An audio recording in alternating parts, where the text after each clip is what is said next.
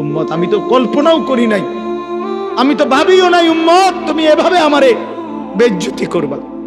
আরে হযরত মাওলানা তারেক জামিল সাহেব দাওয়াত ও তাবলীগের মুরব্বী, উনি বলছেন হাসরের ময়দানে আল্লাহর নবী নিজের পিঠ খুলে দিবে, চাদর সরাইয়া নাফরমান উম্মতকে বলবে, উম্মত আমার পিঠ দেখ, চালনির মতো ছিদ্র ছিদ্র, তায়েফের পাথরের আঘাতে আমার পিঠ ছিদ্র ছিদ্র হয়ে গেছে।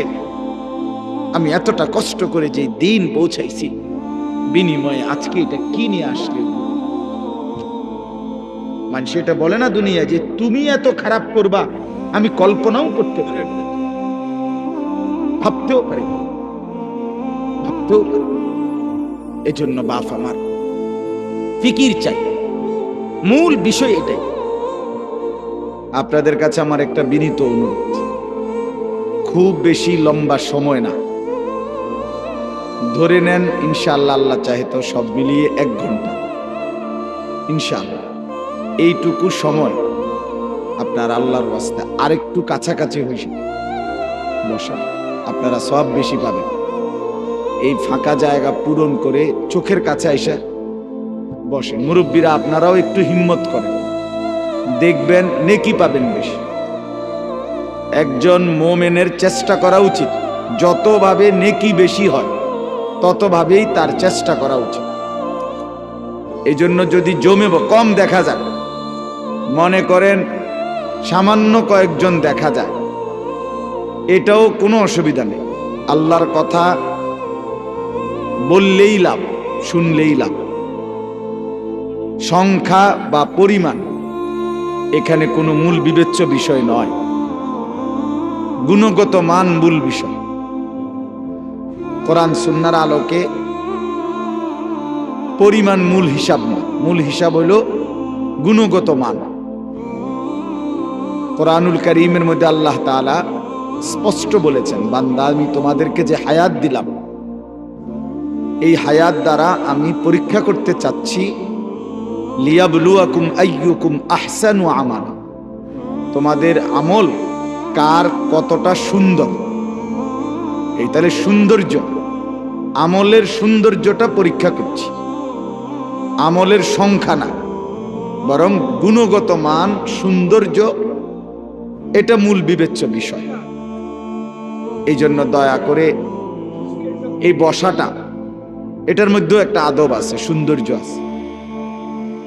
রাসূলুল্লাহ সাল্লাল্লাহু আলাইহি ওয়াসাল্লাম স্পষ্ট হাদিসে বলছেন, বুখারীর হাদিস, মান রাআ ফুরজাতান ফাজালাসা ফিহা ফাকাদ আওয়া ইলাল্লাহ।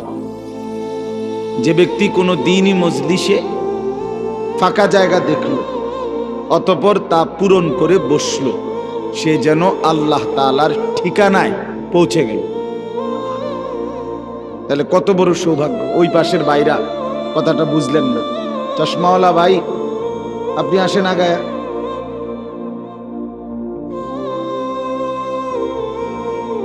রাসূলুল্লাহ সাল্লাল্লাহু আলাইহি সাল্লামের কোনো হাদিস বলার পর সেটা অনুসরণ করা, আমল করা, এটা আমাদের দায়িত্ব না। শুধু সুবহানাল্লাহ বলিয়া দায়িত্ব শেষ করা, এটা দায়িত্ব নাকি?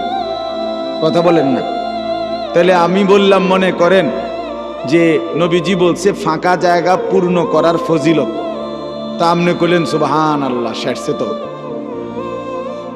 নবীজির কথার হক আদায় হয়ে গেছে তো নাকি?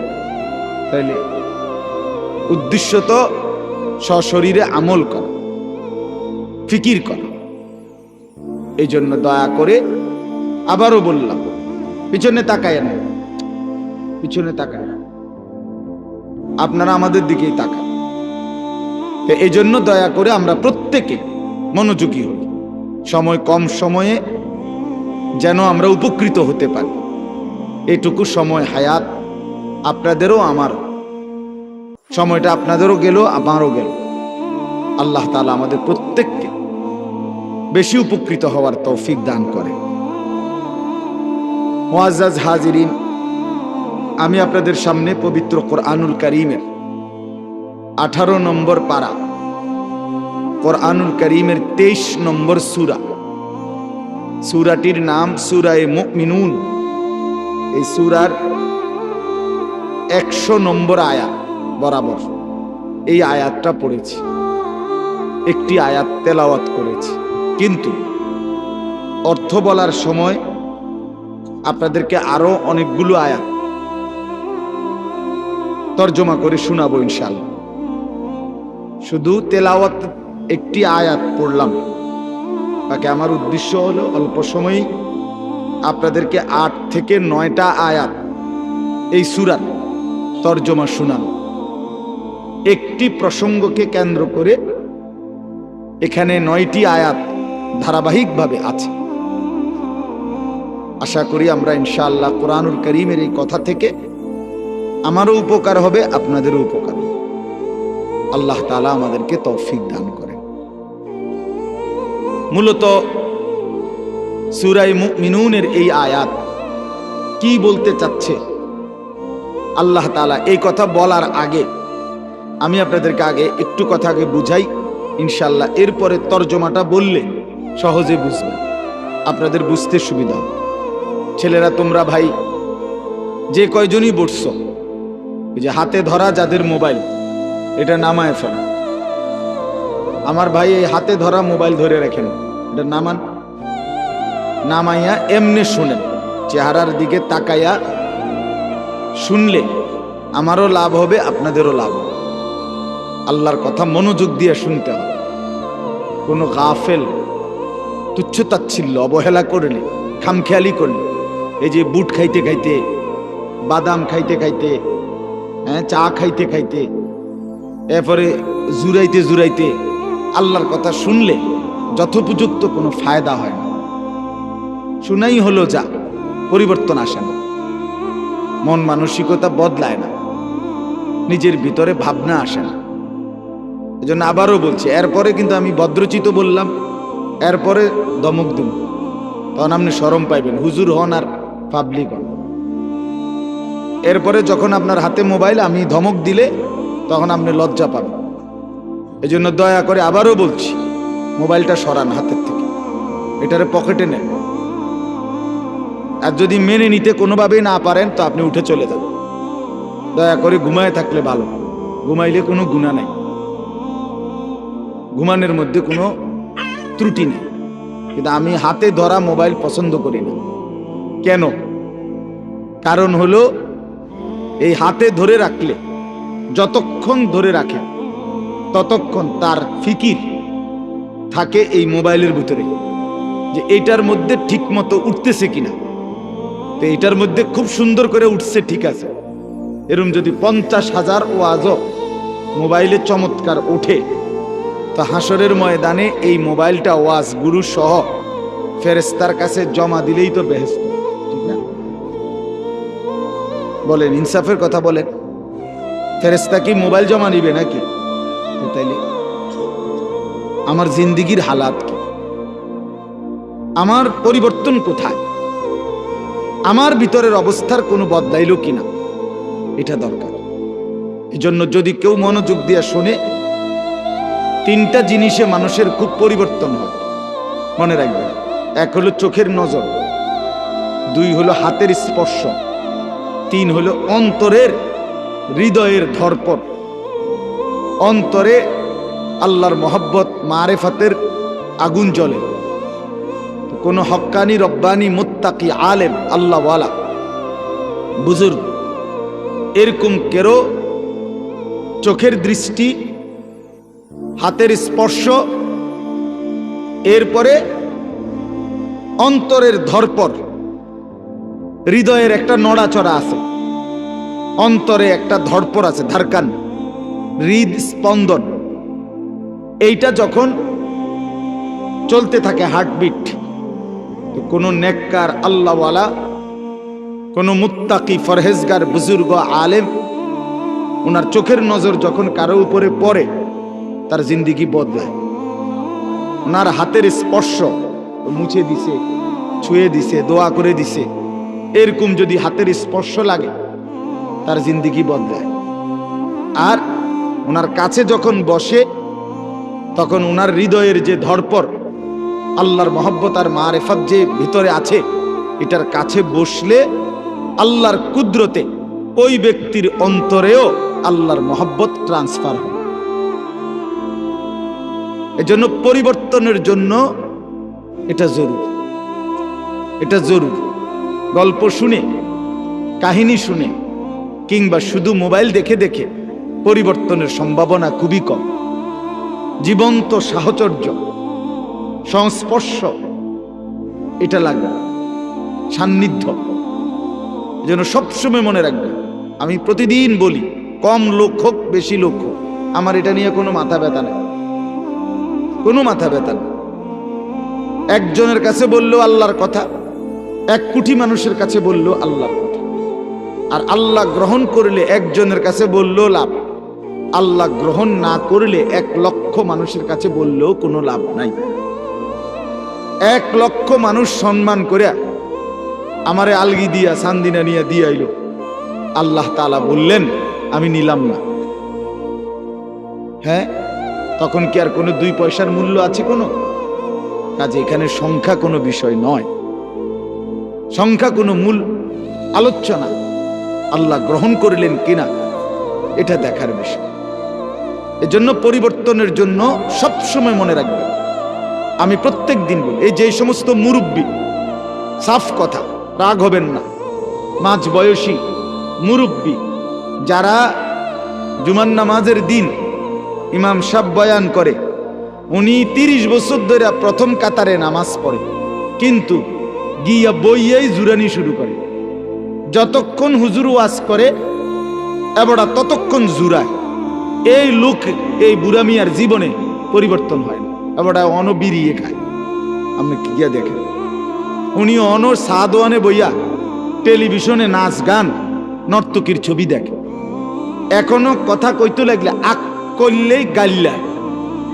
এখনো সুদের টাকা, কিস্তির টাকা, এই অসভ্য নিকৃষ্ট টাকা, হারাম টাকা প্রতি উনার এখনো ঘৃণা জন্মায় না। মানে যে এই ডকের আছে, এই ডকের এই বাত বন বিড়ি সা, কথা বুঝছেন না, পেঁয়াজু আলু সব, বুট মুড়ি, ফাঙ্গাস, তেলাপিয়া, ফুলকপি, পাতাকপি, ধনিয়া পাতা, কাঁচা মরিচ, এই খাইয়া দাইয়া আছে বালা। আর সতবধ আর এটা কোনো জিন্দিগি না, এটা কোনো জীবন না, এটা জীবন না। মুসলিম শরীফের হাদিস, রাসূলুল্লাহ সাল্লাল্লাহু আলাইহি ওয়াসাল্লাম ইরশাদ করেছেন, আ'যারাল্লাহু ইলা ইমরিইন আখারা উমরাহু হাত্তা বালাগা 60। নবী সাল্লাল্লাহু আলাইহি ওয়াসাল্লাম বলেন, আল্লাহ তাআলা যাকে বয়স লম্বা করে 60 মানে 60 বছর পর্যন্ত পৌঁছিয়েছেন, কত? তবুও যে আল্লাহর নাফরমানি ছেড়ে জাহান্নাম থেকে মুক্তি নিতে পারে নাই, খোদার কসম নবী বলছে, হাসরের ময়দানে ওই বুড়া মানুষটা যদি জাহান্নাম থেকে গুনাহমুক্ত হয়ে দুনিয়ায় থাকতে আল্লাহর কাছ থেকে মাফ নিতে পারে নাই, জান্নাতের আমল করতে পারে নাই, তাহলে হাসরের ময়দানে দাঁড় করাইয়া এই বুড়া মানুষ আল্লাহর সামনে একটি শব্দ, একটি আপত্তি, একটি কথা বলার কোনো সুযোগ মিলবে না, দাঁড় করাইয়াই ফিরা লইব। হ্যাঁ, সাফ কথা, দাঁড় করাইয়াই ফিরে দিবে আল্লাহ, ফিট করে 60 বছর। তবুও সাদওয়ানে বৈশা রাক্ষসের মতো চোখ বড় বড় করে বেডির নাচ চাইতো। শরম কম, হায়া কম, লজ্জা কম, অনুভূতি কম। নাহলে 60 বছর কত লাশ, কত জানাজা। আপনি এখন জিজ্ঞাসা করেন একজন 60 বছরের মুরব্বী, আপনি কি এই জীবনে মোট 2টা জানাজা পড়ছেন? বলেন, ইনসাফের কথা বলেন। 60 বছরে আপনি কত জানাজা পড়লেন, কত লাশ দেখলেন, কত মানুষের মৃত্যু দেখলেন? এত লাশ, এত জানাজা, এত মৃত্যু, এত কবর, কিছুই আপনারে আল্লাহর কথা মনে করাইতে পারলো না, আপনারে কবরের ভয় দিতে পারলো না। ওমা, আপনি কি শক্ত মানুষ, আপনি অনবিরি খান, কথা বলেন না কেন? না না না, অযৌক্তিক হলে প্রতিবাদ করেন, আমি বন্ধ করে দেবো কথা। বলেন, ইনসাফের কথা বলেন। 60 বছর ভিতরে আপনার হায়ার শরম আসে নাই, কখন আসবে? কখন আসবে? আপনি এখনো কেমনে সুদের টাকা গণেন? এখনো কেমনে আপনি কিস্তির টাকা গণেন? এখনো কেমনে আপনি চা দোকানে টেলিভিশনের নাচ গান দেখেন? আপনি মরবেন না? আলাম ইয়ানি লিল্লাযীনা আমানু আন তাখশা কুলুবুহুম লিযিকরিল্লাহ।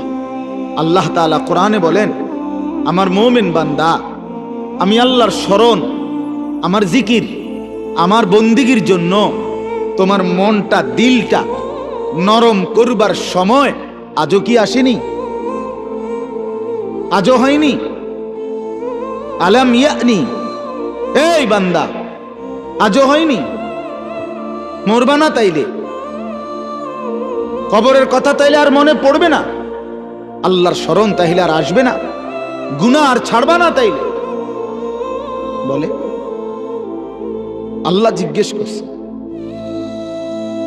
ইকতারাবা লিন-নাসি হিসাবুহুম ওয়া হুম ফি গাফলাতিন মুরিদুন।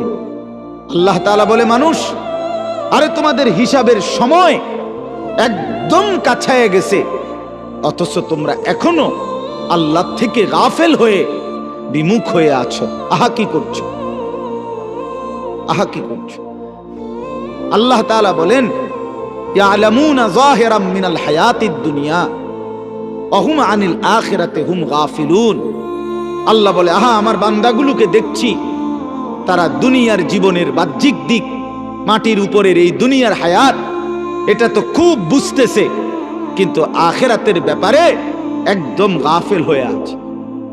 পান, বিড়ি, সিগারেট, ভাত, মাছ, চাল, ডাল, ইট, বালু, সিমেন্ট, রড, স্ত্রী, ছেলে, মেয়ে, দলিল, খতিয়ান, বিএস, সিএস, আরএস, কাজ্জা, ক্যারাঙ্গাল, মারামারি, ফিডাফিডি, কন্যাকন্যি, কেমনে কারে লাগাই দিতে পারবো সব বোঝে। এবারে যখনই কইবেন সূরা কেরাত তো আপনার অশুদ্ধ, ওযু নামাজ তো সুন্দর মতো হয় না চাচা, এটি কদ্দুর ঠিক করবেন না? ওনার এই বয়স নাই, ওই আর লাভ নাই, গেছে গা, বয়স গেছে গা। ছোট থাকতেই ভুল করে লাইছি, হে সময় শিখছি না। আব্বা কইছিল আমারে, আমি শিখছি না। সংসার বড় আসিল, কামে লাগাইয়া দিছে, হে সময় কি আর বুঝিনি? সিহন কথা ফাঁক না আলাপ, আবার রঙের আলাপ করে। আখেরাতের কথা কইলে তামসার কথা, ফাজলামি কথা, রং রসের কথা বলে না। দুনিয়া বুঝতেন কইলে, দুনিয়া বুঝেননি, দুনিয়া সব বুঝে। 90 বছর আমনে গিয়া কানের কাছে কইবেন যে ফুট দিগের বাড়ির লগে দিয়া 10 শতক ছাইড়া দিলাম বলে লইবেননি? ও মা, কি তো এটা লোন লেগেই তো মরতে আসি না, তারও আগেই মরে নিলাম। বহুত দিন ধরেই তো কথাবার্তা শুনতে আছি, এই 10 শতক বেচবা, তুমিও বেচো না, আমিও মরি না। এটা বুঝেও না, কথা বলেন না কেন? এটা বুঝ, সব বুঝে, দুনিয়া সব বুঝে, আখেরাত কিছুই বুঝে না, পরকাল বুঝতে চায় না। আহসিবান নাসু আন ইউতরাকু আন ইয়াকুলু আমান্না ওয়া হুম লা ইফতানুন। রব্বুল আলামিন বলে, মানুষ, তুমি কি এই ভেবেছ তুমি শুধু জবানে বলবে আমি মুমিন, আমি মুসলমান, আর এতেই আমি আল্লাহ কোন রকম পরীক্ষা না নিয়ে তোমাকে ছেড়ে দেব? এটাই কি ভেবেছ? ওয়ালাকাদ ফাতান্নাল্লাযীনা মিন ক্বাবলিহিম। রব্বুল আলামিন বলে, বান্দা, ইতিপূর্বে যত লোক ঈমানের দাবি করেছিল, পূর্ববর্তী সব জমানায় যত নবীর উপরে যত লোক ঈমান এনেছিল, আমি রব্বুল আলামিন প্রত্যেককেই তো পরীক্ষা নিয়েছিলাম, কাউকে তো পরীক্ষা ছাড়া ছেড়ে দেই নাই। তোমারে কেন এমনে এমনে ছেড়ে দেব? কেন ছেড়ে দেব? আম হাসিবিতুম আন তাদখুলুল জান্নাহ ওয়ালাম্মা ইয়ালামিল্লাহুল্লাযীনা জাহাদু মিনকুম ওয়া ইয়ালামাস সাবিরিন। রব্বুল আলামিন বলে, বান্দা তোমরা কি ভেবেছো এমনিতেই জান্নাতে ঢুকে যাবা?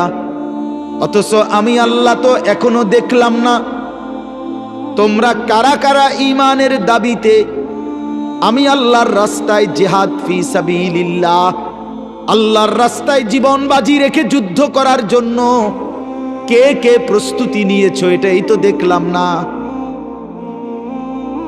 ওয়ালামাস সাবিরিন, গুনাহ থেকে মুক্ত থেকে ধৈর্য আর হিম্মতের সাথে আল্লাহর নাফরমানি থেকে মুক্ত হবার সিদ্ধান্ত চেষ্টা ফিকির কে কে করছো, এটাই তো এখনো দেখলাম না। এর আগে কেমনে এমনে এমনে বেহেশতে চলে যাবা? কিতা ঘটনা, কিতা বান্দা, কি ভেবেছো? এই যে সবগুলো কোরআনের আয়াত। আম হাসিবিতুম আন তাদখুলুল জান্নাহ ওয়ালাম্মা ইয়াতিকুম মাসালুল লাযীনা খালাউ মিন ক্বাবলিকুম মাসাতহুমুল বাসাউ ওয়াদ-দাররাউ ওয়াজুলজিলু হাত্তা ইয়াকুলার রাসূলু ওয়াল্লাযীনা আমানু মা'আহু মাতা নাসরুল্লাহ। আল্লাহ রাব্বুল আলামিন বলে, বান্দা কি ভেবেছো এমনে এমনেই জান্নাতে ঢুকে যাবা? অথচ আমি রব্বুল আলামিন ইতিপূর্বে যত ঈমানদার তাদেরকে যেই পরীক্ষাগুলো নিয়েছিলাম সেগুলোর এখনো তো তোমাকে নেই নাই। এর আগে কেমনে জান্নাতে চলে যাবা? দেখি মামুর বাড়ি নি মনে করছো, এটা কি নানার বাড়ি নি মনে করছো, এটা কি এখান থেকে নবাবপুর নি মনে করছো? কেমনে যাইবা? মাসাতহুমুল বাসাউ ওয়াদ-দাররাউ, ইতিপূর্বে বহু ঈমানদার উম্মত তাদের জীবনে অনেক দুঃখ যন্ত্রণা অভাব দারিদ্র ক্ষুধার কষ্ট, অজুলজিলু এতটা কষ্ট জুলুম পেরেশানি সয়েছে, জুলুম আর অত্যাচারে মুমিন দিবানিশি আল্লাহর ভয়ে কাঁপতে থাকছে, এতটা কাঁপছে, এতটা ভয় আর আতঙ্ক আর কষ্টের মধ্যে দিন গুজরাইছে। শেষ পর্যন্ত ওই পূর্ববর্তী রাসূল এবং তাদের ঈমানদার উম্মত একসাথে আল্লাহর কাছে হাত তুলে চিৎকার করে বলছে, মাতা নাসরুল্লাহ। আল্লাহ আর কত কষ্ট সইলে, আর কত যন্ত্রণা সইলে আপনার সাহায্য আসবে? কখন আসবে? এতটা কষ্ট সইছে। কি ভেবেছো তুমি? কি ভেবেছো? পান খাইতে খাইতে বেহেস্ত না, চা দোয়ানে গপ মারতে মারতে বেহেস্ত। রঙের কথা কন, হ্যাঁ? ও চাচারা, নওজোয়ান ছেলেরা, বলো মিয়া, খামখেয়ালির জিন্দিগি কে তোমাদেরকে বলে দিল? দিবানিশি রাত দিন ছেলেরা দুই আঙ্গুলে মোবাইল অনবরত টিপতেছ, নাচ গান নর্তকীর ছবি, জিনা ব্যভিচার, বন্ধুদের আড্ডা রং তামাশা ফুর্তি। মুসলমানের বাচ্চা এক ওয়াক্ত নামাজের সেজদা কপালে নাই। খোদার 365 দিনে কোনোদিন ফজরের নামাজ পড়ো নাই। সারাদিনে একবারও পেশাব করে পানি নাও না, টয়লেট পেপার ব্যবহার করো না। এত বড় জন্তু জানোয়ার, এত বড় নিকৃষ্ট হাইওয়ান মুসলমানের বাচ্চা কেমনে হয় ওটা? হ্যাঁ, কার মতো চুল, কার মতো হাসত, কার মতো কথা বলছো? এই ফ্যাশন কোত্থেকে নিলা? কার থেকে নিলা? এই ছেলেরা, তোমাদের যাদের চুল এই বেঈমানের মতো, এ তো ইহুদিদের চুল, তো বেঈমানের চুল বেটা। তোর বাপকে বেটা, তুই ফুটবল খেলোয়াড়ের সন্তান বেটা, তুই ক্রিকেট খেলোয়াড়ের সন্তান বেটা, তুই নর্তকীর ঘরে বড় হইছ বেটা। সিনেমার নর্তকী পছন্দ হইল, মোবাইলের উলঙ্গ নর্তকী পছন্দ হইল, এটা তুমি তো নর্তকীর ছেলে না, তুমি তো এক পবিত্র মুসলমান মায়ের দুধ খাইছো 2টা বছর। তোমারও তো একটা ইমানদার বাবা বড় করছে মিয়া, আপনাদের চোখের সামনে আপনাদের ছেলেরা এক ওয়াক্ত নামাজ পড়ে না। আরে কিসের সংসার আপনাদের নিয়ে? কিসের সংসার? এই বাবারা বলেন, মিয়া আমি একবারের জন্য আসছি, আর কখনো আসবো না, এই নিয়ত করে আসি। যদি তকদিরে থাকে তো আসলাম, কিন্তু নিয়ত করি একবারে। বলেন মিয়া, কিসের সংসার আপনার? ছেলেটা আপনার ঘরে, আপনি জীবিত, বাবা জীবিত, মা জীবিত, মুসলমান মা বাপ জীবিত থাকার পরে খোদার 365 দিনে আপনার 16 বছরের, 14 বছরের, 18 বছরের ছেলে মেয়ে কোনোদিন একটা বছরে ফজরের নামাজ পড়লো না। এত বড় জানোয়ার আপনার ঘরে কেমনে ঘুমায়? কেমনে ঘুমায় আপনার ঘরে? আপনি মুসলমান না? আপনি মরতেন না? আপনি কি সংসার করে দিয়ে গেছে? সোফারে সংসার কয়, খাট পালং, ইট বালু সিমেন্ট আর টাইলস, এটিরই কয় সংসার। কথা কন না কেন? চাচারা বলেন সংসার এগুলোরে বলে তো? তাইলে বলে, আমি যদি আপনাকে বলি যে আমি আমার পরিবার নিয়ে আসছি, কথার কথা আপনার আমি বললাম যে আমি আমার পরিবার নিয়ে আসছি এখানে, কথার একটা উদাহরণ, আপনি কি বুঝবেন? আমি এই আমার খাট সোফা টোফা এটি লই আইছি নাকি? তা কি বুঝবেন? বউ বাচ্চা নিয়ে আসছি, ঠিক কি না বলেন না? আপনারা এটা বুঝতেন না? কেউ যদি বলে আমি আমার পরিবার নিয়ে আসছি, তো মানে কি? বউ বাচ্চা নিয়ে আসছি, ঠিক না বলেন? তাইলে স্ত্রী সন্তানকে না বলে পরিবার? এই সংসারের জন্য আমি কত কিছু করছি, তার মানে হইল এই ছেলে মেয়ের জন্য, স্ত্রী সন্তানের জন্য আমি কত কিছু করছি, ঠিক কি না বলেন না? তাহলে স্ত্রী সন্তান এই মানুষগুলোকে বলে সংসার, এই মানুষগুলোকে বলে পরিবার।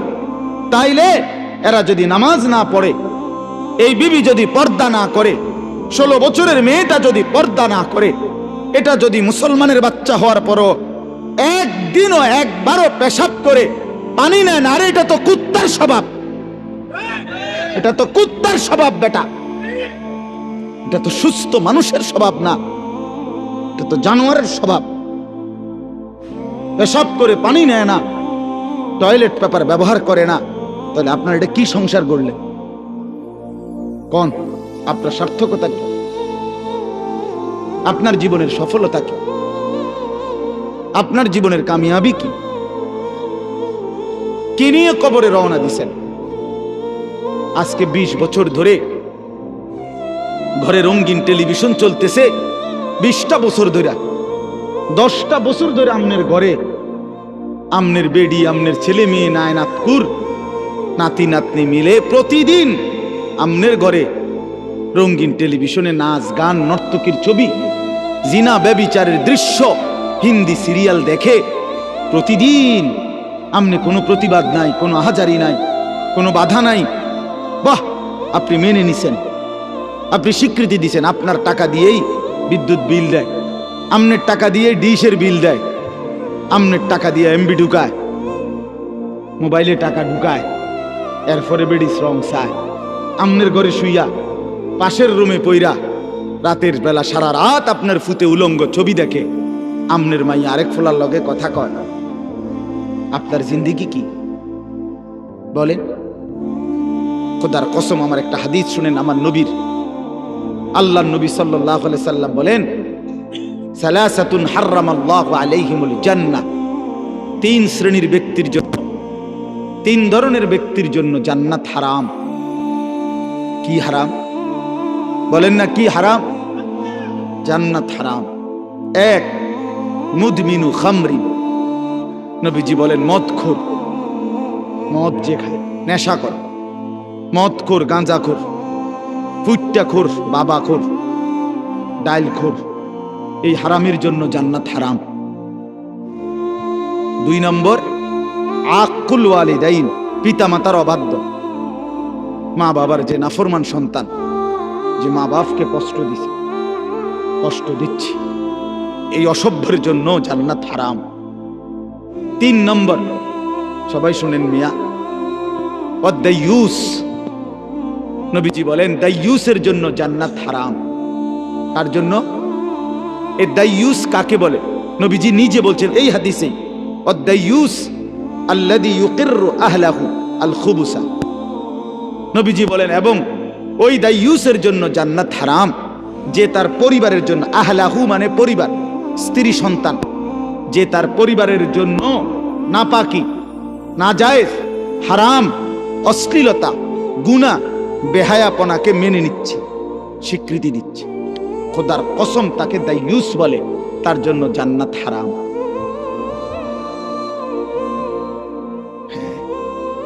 আমনের ঘরে যে রঙিন টেলিভিশন চায়, আমনের বউ বাচ্চা যে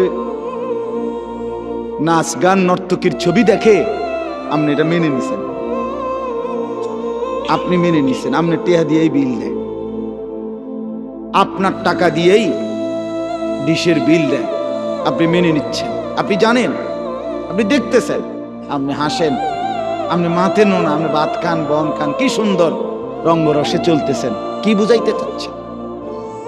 সরাসরি সাফ নবীজি বলছে ওই লোকটা দাইয়ুস, যে তার পরিবার, স্ত্রী পরিবারের জন্য নগ্নতা, অশ্লীলতা, বেহায়াপনা, অসভ্যতা, হারাম, নাজায়েজ, গুনাহ মেনে নেয়, স্বীকৃতি দেয়, তার জন্য জান্নাত হারাম। অনুরোধ আমার একজন ঘনিষ্ঠ আপনজন, আরো আগে একবার, সে আমার আপনজন, আমি ইচ্ছা করে কইতেছি না আর কি কে, এমনি কইলাম আপনজন, খুব আপনজন। সে বিশ্বকাপ খেলা সাউনের লেগে একটা ছোট্ট টেলিভিশন কিনছে, চুপে আমারে না দেখা, হ্যাঁ, তো ছোট্ট টেলিভিশন ইচ্ছি, এটা বালিশের তলে থাকে, খেলা চাই আবার থুয়ে দিতে, আমি টের পাইছি একদম। পরে আমি হেঁটে যখন একদিন কিল্লেকে বাইরেই গেছে, আস্তে এটা বালিশের তলের থেকে নিয়ে একবার বাইঙ্গা গুড়া গুড়া পাউডার বানাইলিস, গুড়া গুড়া করিস, কইরা হেঁটে আইসে, আর তারে কইছে ইডি কিন্তু বাইরে হালাই দিয়ে, তারে দায়িত্ব দিছে, বুঝেন না কথাটা, এই যে গুড়া গুড়া এডি কইছে ইডি কিন্তু বাইরে হালাই দিয়া, কে তৈরি দেখে বুঝি না কি জিনিস।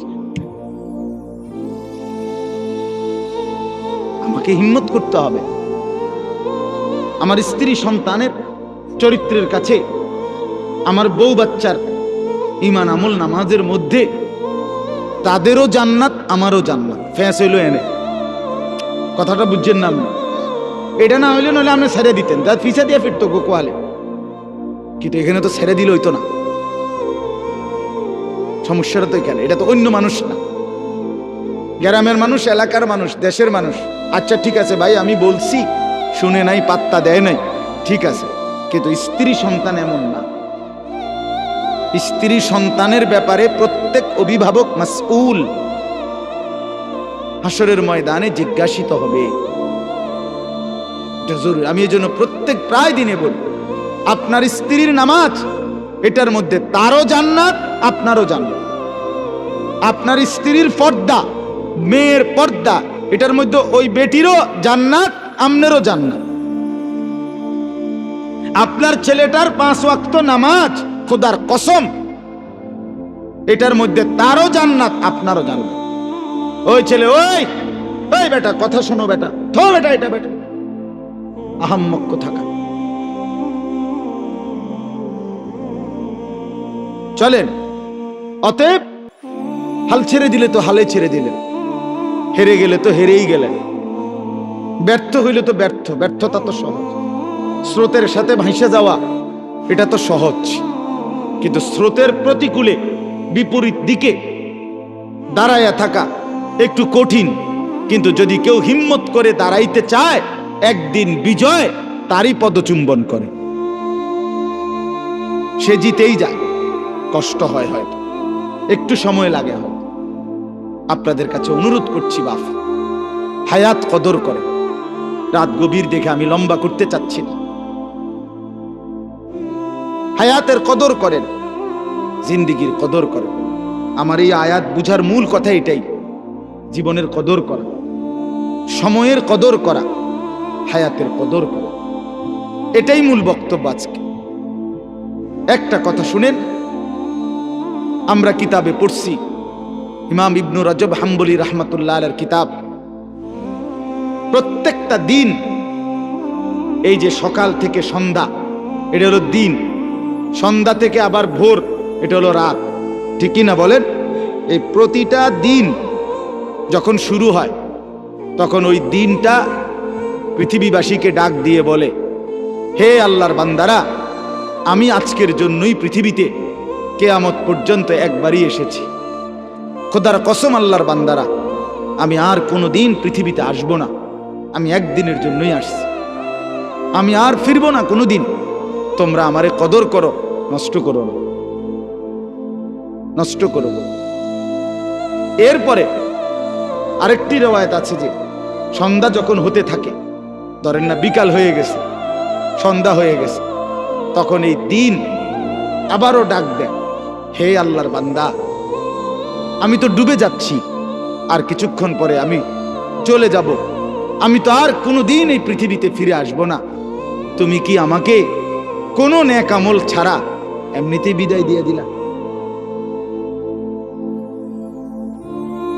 ফজর, জোহর, আসর 3 ওয়াক্ত চলে গেল, তাহলে আর সেজদা দিবা না? আমি এমনি চলে যেতাম, তোমার জীবন থেকে আমি এমনিতেই হারিয়ে যেতাম। হে আল্লাহর বান্দা, কি করছো?